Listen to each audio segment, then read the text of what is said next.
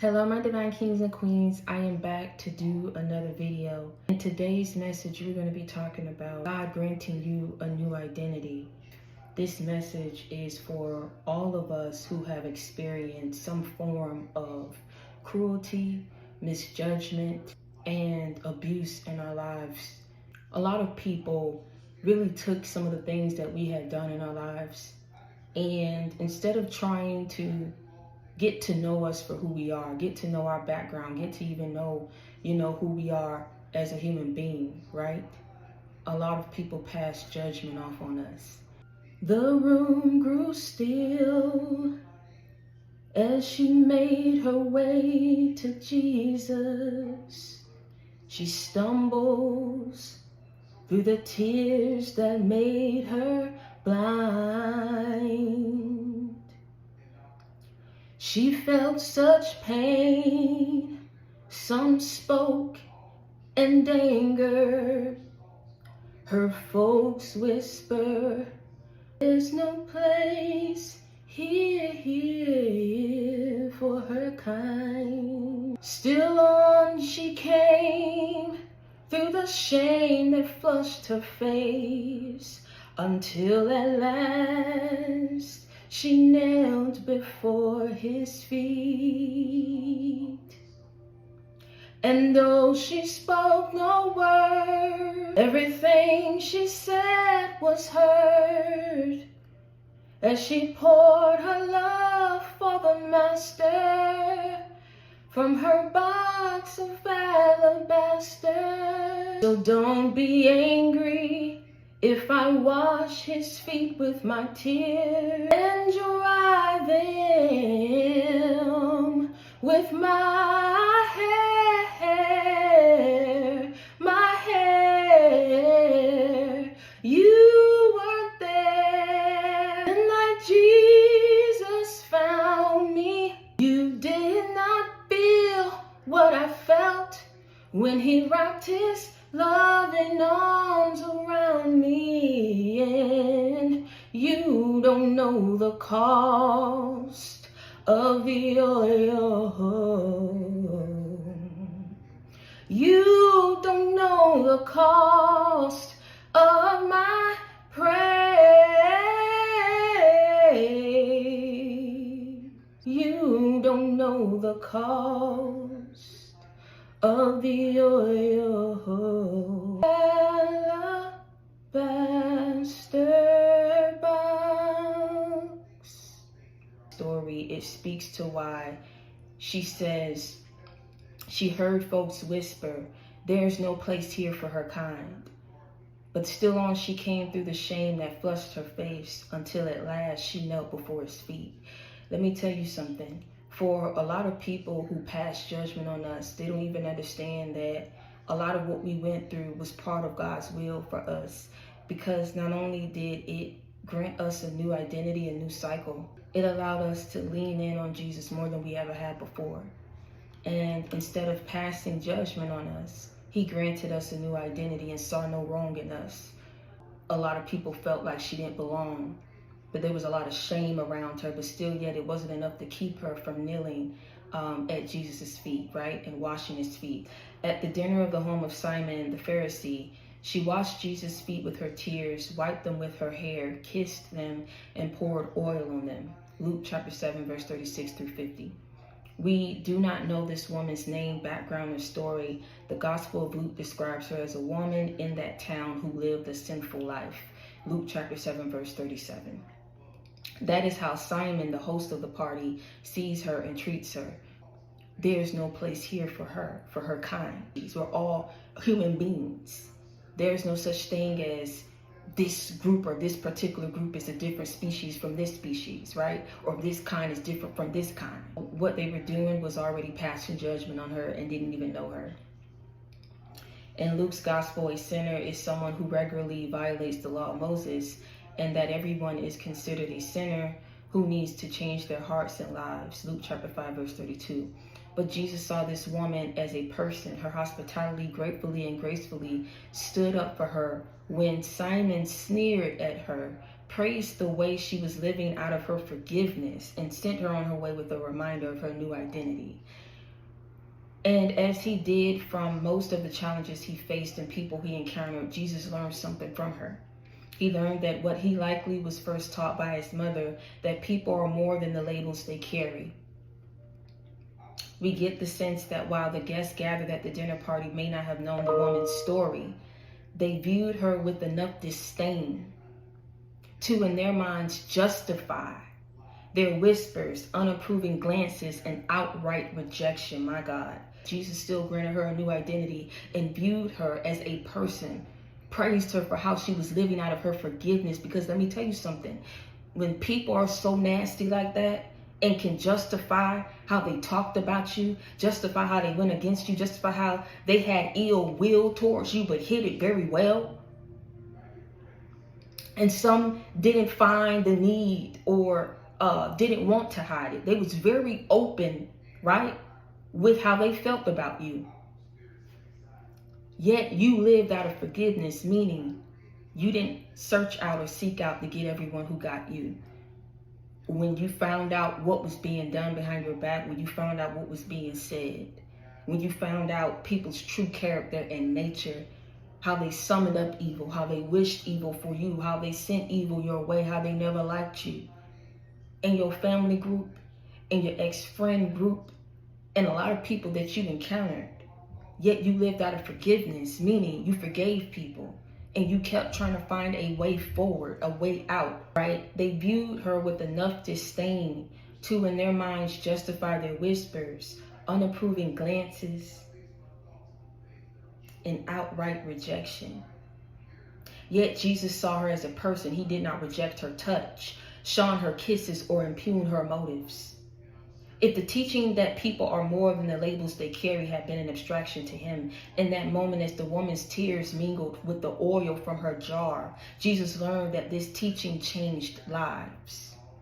Further, he learned that the forgiveness of which he preached was more than a spiritual transaction. He learned that it was a life-giving force. Being forgiven meant that the woman could walk the streets of the city with her head held high. Being forgiven meant the woman could walk the streets of the city with her head held high, with her priorities in place, and with her spirit whole. It meant that she can go to dinner and not have to grovel when the self-righteous told her she didn't belong. Jesus saw this forgiveness shining in her. Finally, from this woman with the alabaster box, with the alabaster jar, he learned that it was not only the religious scholars, the high-ranking officials, or those able to provide lavish banquets who could contribute to the well-being of others.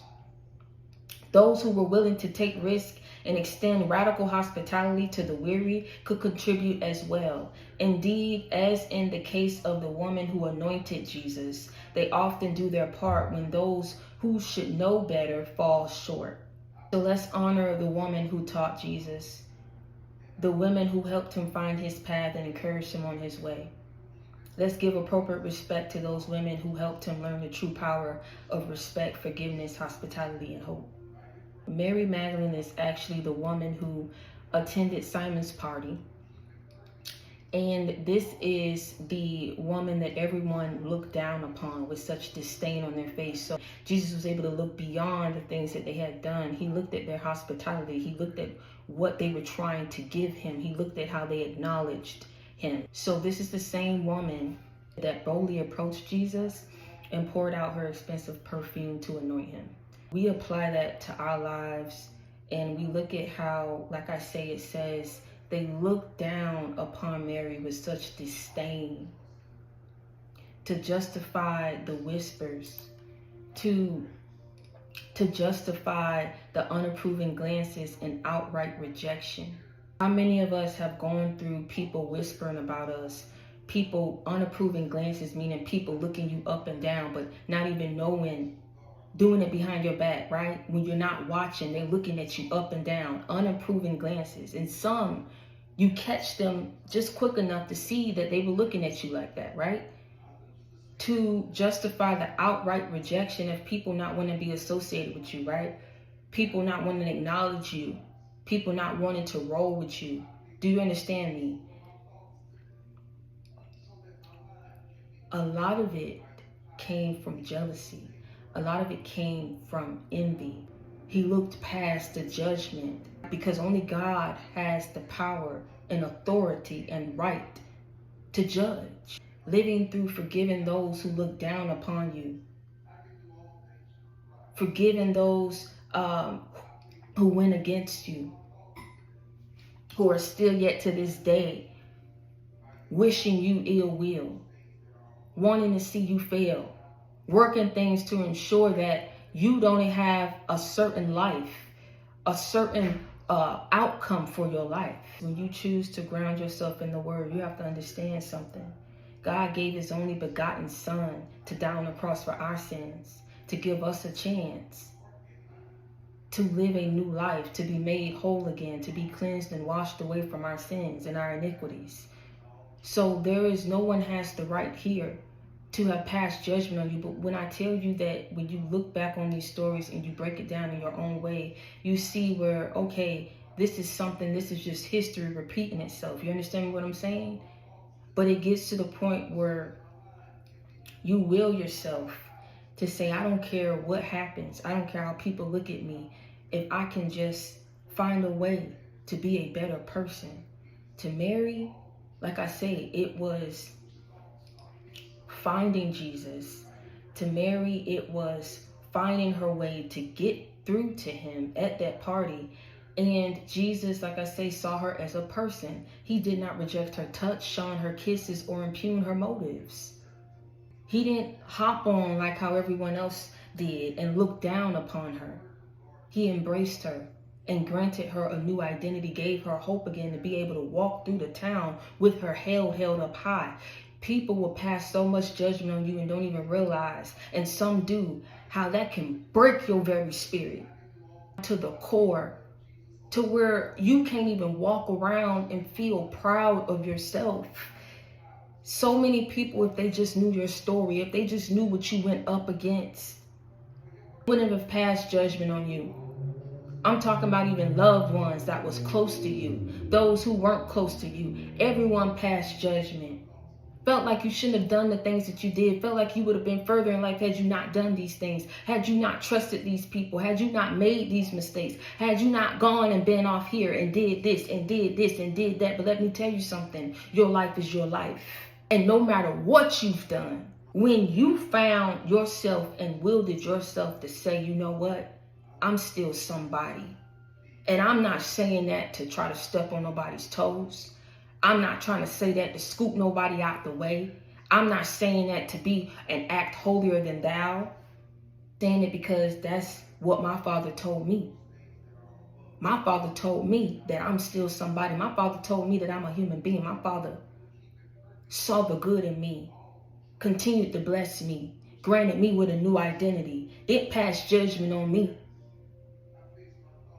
When I cried out to him, when I asked him for help, when I asked him for healing, when I felt so low and dirty about myself, when I kept messing up, and every time again, even if mama and daddy couldn't see the good in me, even if mama and daddy aren't happy of the decisions that I've made, even if family condemned me, even if those ex-colleagues and ex-lovers and ex-friends all turned on me, see, my Father in heaven passed no judgment on me. And not only did he pass no judgment on me when I came to him, he filled me with so much love and joy that I have never had before, that was able to get me through all the hell and the calamity and the betrayals and everything that it is that I was experiencing in this world at the hands of self-righteous folk.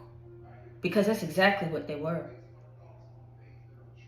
They weren't there the night that Jesus found you.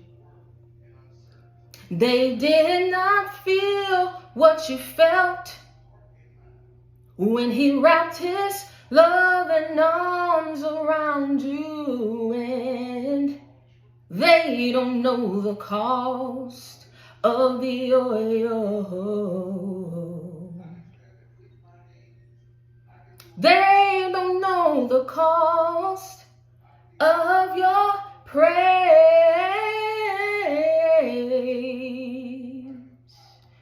They didn't know the cost of the oil. Why I love that song? It's because it speaks a lot to how Jesus views us, how he loves us, and also how he says, you know, come to me as you are. If people truly believed in him and followed him and worshiped him, a lot of people wouldn't have condemned you and criticized you the way that they did. They wouldn't have had all that envy and jealousy up in them that made them do the evil that they did and continuously. You understand me what I'm saying? It opens our eyes to, like I say, how people can do us when they feel that they are better. I guess it makes them feel larger than life to condemn you. I guess it makes people feel larger than life to know that they had a hand in delaying you or holding you back in some type of way, hurting you. But like I say, Jesus looked beyond the labels that people gave you. Look beyond how people treated you. Look beyond what people said that you don't belong here. They want to associate with you. It was easy for them to betray you, easy for them to talk about you and not feel bad about it. I'm talking about things that didn't need to be talked about, things that shouldn't have been joked. Your hair, the clothes you wore, who you were as an individual. I'm talking about when I say from ABC to XYZ, 1, 2, 3, everything was being judged. And not only did they judge it amongst themselves, they spread it across. We get this sense that while the guests gathered at the dinner party may not have known this woman's story, no one took the time to know the things that you had gone through. You couldn't help that people were so nasty and cruel to you. You couldn't help that you felt the need and felt compelled to get out there on the limb for people. Yet, they listened to people to go up against you and judge you, people who didn't even step out on that limb. They haven't even stepped out on that limb. Wherever they are, they did step out on that limb like you did. Didn't want to come to the rescue like you did. Didn't want to help like you did. Didn't want to be a friend like you was. Didn't want to be loving and caring and compassionate and giving like you was. Hospitable like you was. Forgiving like you was. Yet they sat wherever they were and got into the minds of other people that you went out on the limb for, that you was good to, that you did love from a special place in your heart, that you wish no ill will towards. Got up in these people's minds, got up in their heads, got up in their energy. And just as sure as you jumped down on the limb for these people, it's just as sure that as quick as these people got to where they needed to be and you patched up and glued up what you needed to patch and glue up, they left you stranded. Like I say, didn't want to be associated with you. Didn't want it to be known that they were associated to you. Some people wasn't even claiming. I'm trying to tell you, until it got to the point where God gave you this new identity. This is what I'm saying. When you was out there in sin, no one wanted to know your story. They just categorized you as a woman or as a man living a sinful life. That's all what you are. That's it. We're putting a label on you because of your sin. We're putting a label on you and putting you in this category because we can't get down with people who've done the things that you've done. We can't get down with people who act the way that you act. We can't get down with people who say the things that you say. There's no place for you here. Do you not understand we don't like you? Do you not understand that we would never wish well for you, good for you, blessings for you? You don't belong here. You don't deserve that. Not you. You're just a woman, a man that lived a sinful life. That's all you are. That's all you were. That's all you ever will be. They may not have known this woman's story, but they viewed her with enough disdain to, in their minds, justify their whispers. It wasn't enough for them to rumor and gossip. Oh, they justified it. Everyone around them, it's no wrong in this. Where's the wrong in this? And talking about somebody who clearly went out there and didn't care, who knew what they was doing. What's the wrong? Where's the wrong? There's no wrong in this and what we're doing. You so nasty, you so this, you did it. Viewed her with enough disdain to justify in their minds the whispers, the unapproving glances. You don't belong here. What is that you're wearing? Do you have any friends? Do you know this person? Oh, well, how much money you make? Oh, well, where do you live? Oh, Oh, where did you find that out from? And the outright rejection. Some people verbalize things to you, I'm talking about, made you feel so embarrassed and shame. Like you're not human. Like there's something wrong with you and nothing wrong with them. But everything is wrong with you. And this is why I say about when we talk about God hiding you in plain sight, what we take from that and God hiding you in plain sight. When he can see the good in you, when he can see the potential in you and know that if the world truly had their way with you, you would never be able to reach and step into this full potential. What he does is he protects you, right? He puts this force around you, this barrier around you, to where even though you're around these people don't truly know who you are. Like I say, they don't get the time to know you. Whatever is supposed to happen is supposed to happen the way that it happens. Why? Because even though God knows that you're a blessing, even though God knows that you're special, even though God knows your potential and knows what's in store for you, it's him protecting you from being a blessing to the wrong people, giving access to the wrong people, bringing rotten fruit into your new garden. It don't belong.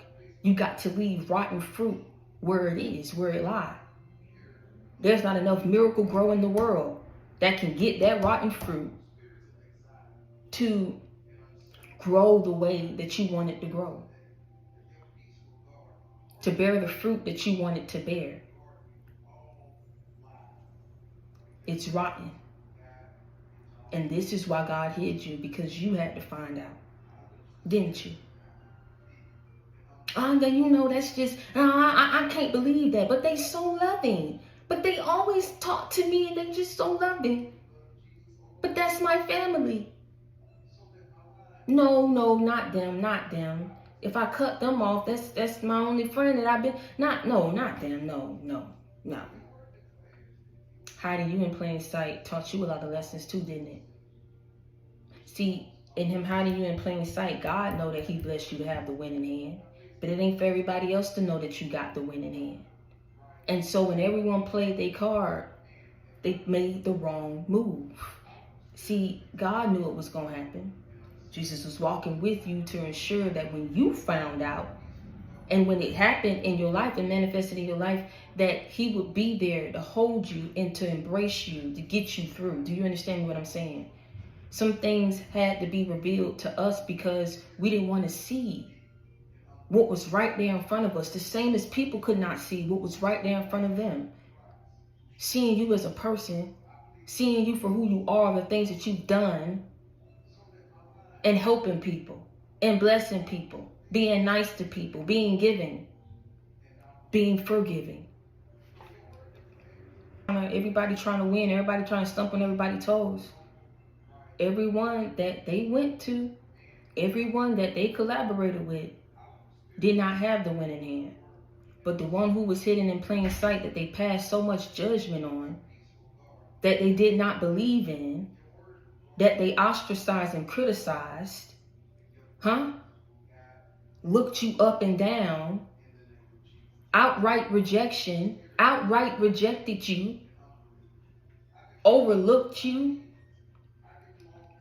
whispered and gossiped, looked at you with unapproving glances, didn't think that would hurt you. I mean, we all human. See, this is what I'm saying about the energy that these people dwell in. It's rotten. There's no way to break down rotten, evil, negative, toxic. What it is what it is. Take it at face value. So while everybody was going down the list with you, they should have been looking at themselves and self-reflecting. Everybody made their move, and whatever move it is that they made, it showed you who they are. Now you know who you are. God knows who you are. God knows what he blessed you to have. He see the potential in you. So it was really frustrating and confusing as to why you was being treated and judged the way that you was. To teach a lesson on both ends. And that lesson is for you to continue to live and through forgiveness, continue to live in forgiving those who have wronged you, because you understand who you are and what you're meant to do. You know what God has already instilled in you. You know. So no matter, there's no force of evil. There's no higher power that's above God. But see, this is the world we live in. This is just history repeating itself. You can't get too up in your feels about it. You just have to pray about it. Do you understand me? You have to pray to him. God, you see the people who are going up against me, who wish me ill will. Father, you see what I'm going up against. You see what I am battling. They have collaborated with others to go up against me. They have spoken very down upon me and on my name and on my life. They have wished me ill will. Father, they have been relentless in going up against me. They have been relentless in passing judgment on me. They do not know me, Father, yet they hate me so. They do not wish to stop their evil assignments and evil doings towards me. Father, I'm asking for you to intervene on my behalf. Intervene and intercept, Father. And bind these people up. For you said, whatsoever I bound on earth should it be bound in heaven. Whatsoever I loose on earth should it be loosed in heaven. Bring about justice in my life and handle these people who are practicing unnecessary evil, who are wishing me unnecessary evil, who have been nothing but evil to me. You see it. You feel it. You know it. Keep fighting the good fight, because God is fighting it with you. There was no one around us that was trying to speak life into us. No one that was trying to be there for us the way that we was to them. And that's a lot to handle. That is a lot to handle for one person. And especially when you don't even understand why. Like I said, you done jumped out there for people. Leaped out there for people. And they shun you. Then they judge you for all the wrong you've done. And when you're trying to move on, when you're trying to come up, when you're trying to be different, they still have something to say about that too. But I'm going to tell you something. When you was out there in your sin, they sit back and they judge you, but no one was trying to prevent you from continuously living in sin. Huh? Or they'll let you go out there and do your thing, let you go out there and be with this one, let you go out here and do, so they have something to talk about. This is why nobody brought it back to you, the little whispers and the gossips and the rumors. They brought it to who they wanted to bring it to, because they wanted to talk about it and pass judgment on you. You found out in the end, making the connections in the end, who knew who. Who could have said what to who. Nasty. But let them think what they want to think. Because I'm going to tell you something, in the end, you're the one who was granted the new identity. You're the one who was blessed with the winning hand. May not feel like it because you're battling up all these evil people. But let me tell you something. You made it here. You made it to this point. There's going to be a battle.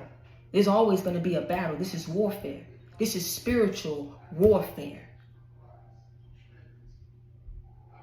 These are principalities that we are going up against. Do you understand me? This is beyond what the human eye can see.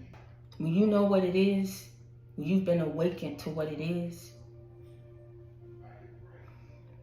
you don't feel no shame no more. Because when God comes through and he uplifts you and he surrounds you, there, you have to understand something. Like I say, you weren't there when Jesus found me. You did not feel what I felt when he wrapped his loving arms around me. That is a feeling that we've been praying our whole lives. A feeling that we've been praying for our whole lives. Just to feel a warm embrace and let us know we are not the nasty scum, bottom of the earth, bottom feeders that people tried to make us out to be. We are human beings. And God said, high look low. Jesus was walking with you and saw your good deeds. And I'm going to tell you something. If he can sit back and say you were being good to the wrong people, but these wrong people, the ones who was passing judgment, it speaks volumes for the labels people passed on you, but so self-righteous and not being able to self-reflect on who they are. Rotten and evil and conniving and untrustworthy. Disloyal. Jesus presented himself to you and surrounded you with his love. He told you, I see you for who you are. And it's nothing like what these people said about you. You're beyond the labels that they put on you. So what it did, being forgiven, meant the woman could walk the streets of the city with her head held high, with her priorities in place, with her spirit whole. It meant she could go to dinner and not have to grovel the self-righteous when the self-righteous told her she didn't belong. Let me tell you something. If Jesus could look at these people and say, let me tell you something, be wary of those who portray themselves, right, to be better than someone, right? Be cognizant of people who are self-righteous and holier than thou. I'm gonna tell you something. They think that's what Jesus would want, to go around and hold a Bible and throw a scripture on everyone, and anyone who don't belong, anyone who don't tie in, anyone who's not aligned, they're passing judgment. And they think that that's gonna get them in the gates of heaven. They think that that's just a seal of approval, that they've earned their wings.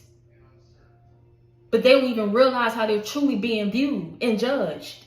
He sit high and look low. If you are who you say you are, you carrying around that Bible. Let me tell you something. If somebody messing up, give them a Bible too. Break down that word for them in two. Tell them, listen, it don't even matter if you knew Jesus and you messed up. Let me tell you something. You can find your way back. That's what he looks at. Now, they did that. You gonna be that forever. You just gonna be a liar forever. You're gonna be the whore forever. You are going to be the scum of the earth forever. You're going to be this forever. Disapproving of you, of your ways, of your life. You didn't retaliate the way that people thought that you would. You just carried on because it was already hurtful enough that no one believed you, that people was straight judging you, looking down on you, didn't know how bad it was, didn't care. When people had every opportunity to let you live, they was trying to drown you in shame, drown you in disappointment, go up against you, have people look at you bad. My God, you wouldn't even want to know the half of things that people said about you to other people. Let me tell you something. However it spread, whoever it got to, and God granted you a new identity, it was that sense of fulfillment, that life that was spoken back into you. That gave you that push that you needed to say, you know what, life ain't that bad, man. It ain't all good, but I ain't gonna complain. It was bad, I learned lessons from it. When it's good, I'm gonna sit back and I'm gonna enjoy the blessings in this new phase, in this new cycle with my new identity. Rotten fruit can't be planted into my new garden. Whatever you feel, whatever you got to take up, whatever you have done that you are now feeling shameful about because people's trying to make you feel shame. You got to tell people in the most polite way, take that up with God, because I ain't trying to hear it. There are evil people that exist. There are people who are not right up here. Yeah, they do things like that. But it's calling judgment and calling people to action and revealing things like, look, don't be so gullible. And knowing that evil out there exists, and nobody has to have a reason why they want to be evil towards someone. No one has to have a reason as to why they want to be fake towards someone or put someone down. I guess it makes them feel larger than life. But let me tell you something about who you are. If people feel like they have to do that or chump you to feel larger or bigger or better than you, I mean, who are you? That got people up in their head and got them like that, they were thinking that this is what they have to do to feel better than you. You have to start recognizing who you are. And him putting people up in their place about you, and him granting you a new identity and seeing you for who you are, who you've always been, in more ways than one is in showing you this is a battle. It's a fight. It's not easy. There's some good. There's some bad. There's some ugly. There's some in between. But if you stick with me, I got you. And I'm gonna make sure that you get through, because that's just how it goes. You understand what I'm saying? He's not gonna leave his people behind. He's not going to leave his people to fend for themselves. Not when you've been so good. And that's all you've given the people, even those who've been nasty to you, who were secretly being nasty. I'm going to tell you something. You don't know the half. You don't know. I'm trying to tell you something. And people looking at you the way that they did, perceiving you with hate, with envy, disdain, disgust. Whatever they had, however they viewed you to justify them being evil to you, the whispers, the rumors, the lies, they ain't gonna feel so large when God passed judgment on them. But when I tell you it was like enough to take us out, I truly do feel that's what people's aim was and end goal was. And it's just because of our light. You didn't do anything to deserve that. What did you do? There's no justification. The only justification that these people had was they don't belong here. This is a woman, this is a man who live a life of sin. They don't belong here. However they viewed you, whether it was a lie, whether it was a truth, however they viewed you, that was what their justification was. But God granted you a new identity. Continue to move forward in positivity. Continue to move forward with forgiveness, with humility, with grace. And don't worry about it anymore. What was said, what was done, who's who. It's over. Let God handle it. Don't focus on it. Keep pushing until you're out. Keep pushing until it's all cleared and gone. Keep pushing. Do you understand me? Keep pushing. Keep going. Keep living. Be happy. Fight for your mind. Fight for your life. Fight for you. Because you got people who love you and support you. It may not be these people who you went out on a limb for, but let me tell you something. There are people who have been going out on a limb for you. That's God the Father, Jesus Christ the Son. Been having people walking with you. The Holy Spirit has been guiding you, protecting you, ushering you, giving you guidance.